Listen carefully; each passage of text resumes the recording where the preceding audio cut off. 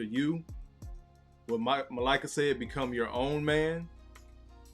If you don't have a wolf pack, a brotherhood, a band of brothers, a connection, guys you can glean and lean on,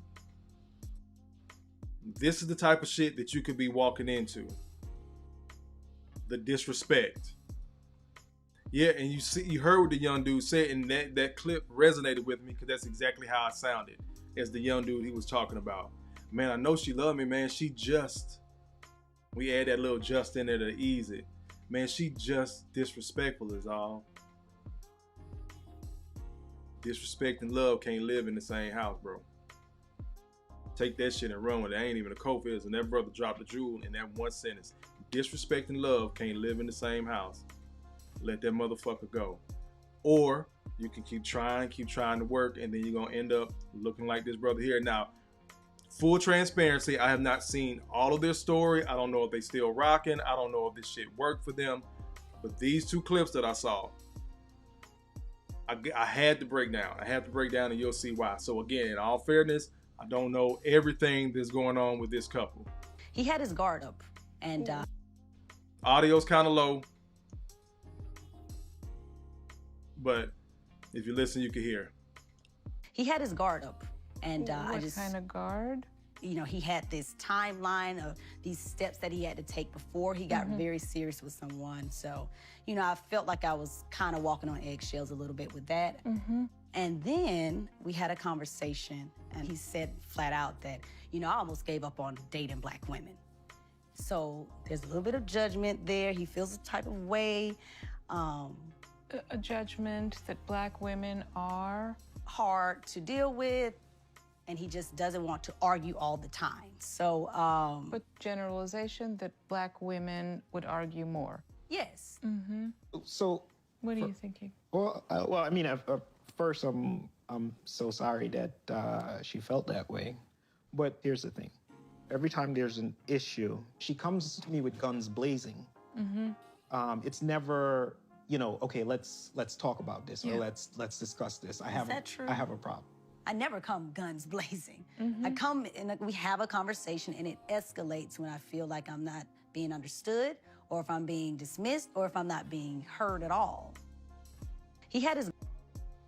Noticed. I let that clip run for a reason. That clip is 1 minute and 10 seconds long. That brother talked for about 15, 20 seconds of that minute. He listened to her. The therapist asked a question. Asked the question to him. He directly started to answer the question. I'm not coming guns blazing. And these are the things that you got to watch out for, brothers, as black men, as men, period. But I'm going to focus on black men because I know this dynamic.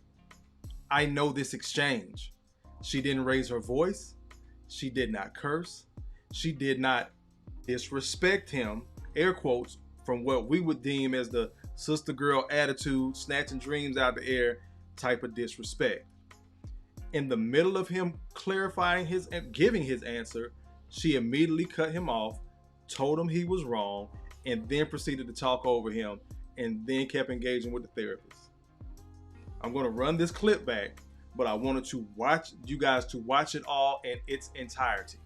If you don't take care of yourself, if you don't have a wolf pack to prevent you from getting into shit like this, it starts with you, like-minded brothers. You guys help each other to avoid situations like this. Because this is a general nice outlook as far as a conversation is concerned. Because they're in therapy. Both of them know that they're on camera. I would lean more so that the sister knows she's on camera. So she doesn't want to look bad. But she also doesn't care. Because she thinks because she's not yelling, screaming, doing the stereotypical black girl attitude, that it's okay.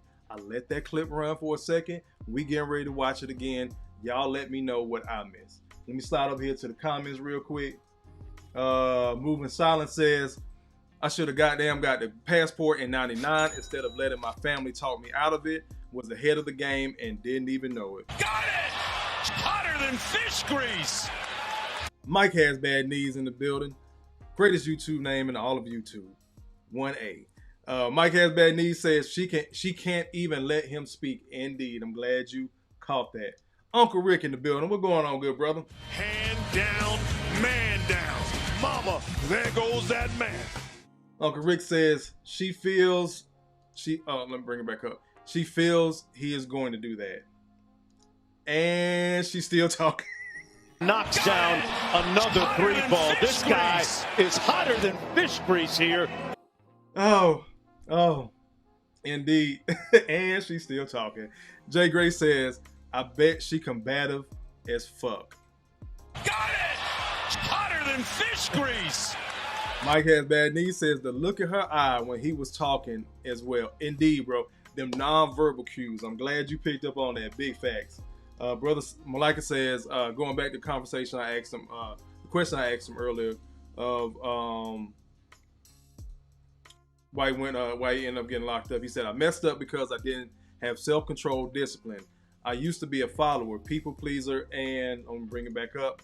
People pleaser and search for validation externally. Therapy and taking charge of my life helped me be a better man. Got it! Hotter than fish grease. Respect that. DG, salute to you, good brother. Again, Malika didn't need to get all bogged down in your business from what you did or didn't want to tell, but when you started, sharing that part about you coming out of prison, it sounded like because you didn't put you first and sharpen yourself first that you had the wrong wolf pack, because you can have the wrong wolf pack as well. Jay Gray hit me with the $2 super chat. He says, I call her gaslighting, passive aggressive bae. These last $2. Brother Malika says that man needs to leave that woman ASAP. But wait, it gets worse. Y'all know when I hit that button. That man needs to leave that woman ASAP. She is selfish, entitled, and not worthy of a relationship. Again, bro, stuff like that, those red flags we ignore, started cutting them off quicker now. And now all of a sudden, y'all don't apply no pressure. Take that monkey shit out. You embarrassing us. Mike Has Bad Knees says, I've been married for 16 years. I see it all. Got it! Hotter than fish grease. Messi says, what I missed? Not much, sis. We just get into the meat of it. Sister Messi says, shout out to me and the chat. You go, girl. I appreciate you being in here. I think I had mentioned you in a good way as always. I always talk about how we tease each other about misspelling your SYSBM versus our SYSBM. So this is going to kind of be a common theme of brothers saving themselves. Again, this is why. So we're going to run this clip back, and then I'm going to let it roll into the next clip as well, because this is a part of the same documentary, same couple as well. So you're going to hear this one again, then you're going to hear some other bullshit.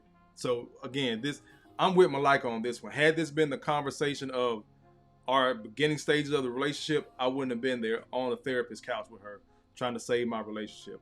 Again, I don't know this couple's story all the way, have not watched the documentary, but these two clips stuck out to me, we'll say.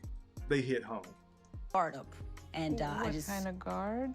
He had this timeline of these steps that he had to take before he got very serious with someone. So he had a focus of taking care of things he wanted to take care of as an individual before he got in a serious relationship. She felt a way about that. That's when the arguments, the pettiness start coming. You don't apply pressure. You're going to mess around and lose me. The mental games, the shaming and blaming. And I know that face because I had that face. And then he caved and he ended the relationship and now he kicking himself. I know that face, bro. I know that silent feeling. I know that face. Got hit with it before and caved and fell for that shit. You're going to lose a good woman like that. I'm just saying, did all that stereotypical black bitch attitude shit. Then you look up and you're on a therapist's couch one day with a woman that you're not even sure you should be with. Well, you're pretty much sure, but it's been so long, you done dealt with so much. Maybe we can see our way through. Kofa's just not that guy anymore. No. So he had a certain timeline of things he was trying to hit, but she wanted a relationship. And again, we've always been taught as young black men what we're supposed to do to please our woman. Make sure she good. Because if you don't do it, some other man will. Let's keep on going. I felt like I was kind of walking on eggshells a little bit with that. And then we had a conversation. But and yet he y'all said together. flat out that, I almost gave up on dating black women.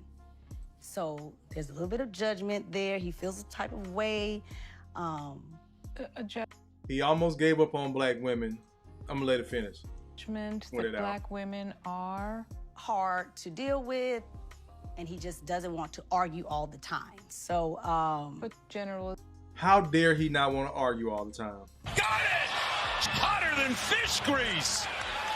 How dare you, Mr. Black Man? How dare you want peace in your home?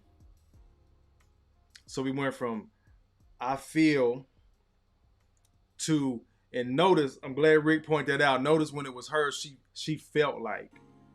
But when she spoke about him, he did this. Keep on going. Black women would argue more. yes. So, What are you thinking? well, I mean, at first, I'm so sorry that she felt that way. What has it been ingrained in us? It's always our fault. He immediately responds with an apology. I apologize for your fucking feelings. No. I apologize she felt that way. Let's keep on going. But here's the thing. Every time there's an issue, she comes to me with guns blazing. It's never, okay, let's talk about this, or let's discuss this. I have that true? I have a problem. I never come guns blazing. I come and we have a That brother talked for 12 seconds. I just counted. We gonna count together. Cause Kofa ain't crazy. We gonna count together. This shit done got me so goddamn tight. I'm not even gonna rant. It just takes me back. It's at 50 seconds right now. Remember I told y'all this was a minute 10. She comes to me with guns blazing. It's never, okay, let's talk about this, or let's discuss this. I have that true? I have a problem. I 7. never come guns blazing. 7. 7. Got it! 7 goddamn Hotter seconds. than fish grease! 7 fucking seconds. 7 seconds. 7's supposed to be the number of God. Allahu Akbar! Allahu Akbar! Allahu Akbar! The brother talked for 7 seconds. You can't make this shit up. You can't make it up. I come and we have a conversation, and it escalates when I feel like I'm not being understood, or if I'm being dismissed. We start off with a conversation. I'm gonna run that shit back. Cause y'all gonna stop acting like Kofa fucking crazy. Y'all gonna stop acting like the other red pill brothers in this space are fucking crazy. Listen to what the fuck she's saying. And I know I may have the wrong audience because it's older people in here. Share this shit with your fucking nephews. Let Unc Kofa talk to him. Listen to what the fuck she's saying. The brother just sitting there fucking quiet. First thing we're taught to do, it's your fault, black man. Well, I want to apologize for how she felt when I said that. You're apologizing for her feelings. Then she goes on. I come and we have a conversation, and it escalates when I feel like I'm not being understood. It escalates when you as the lady, we have a conversation. It escalates when I feel like I'm not understood. Totally negating her responsibility. She's feeling again, and it's his fault. That's why they ass on the couch. She might be a great woman on paper, but if this is consistent, if this is the meat of their discussion or the meat of why they're at therapy, it's communication issues. It's not just communication issues. No. It's because she don't really respect that man. Knocks down another 3 ball. This guy is hotter than fish grease here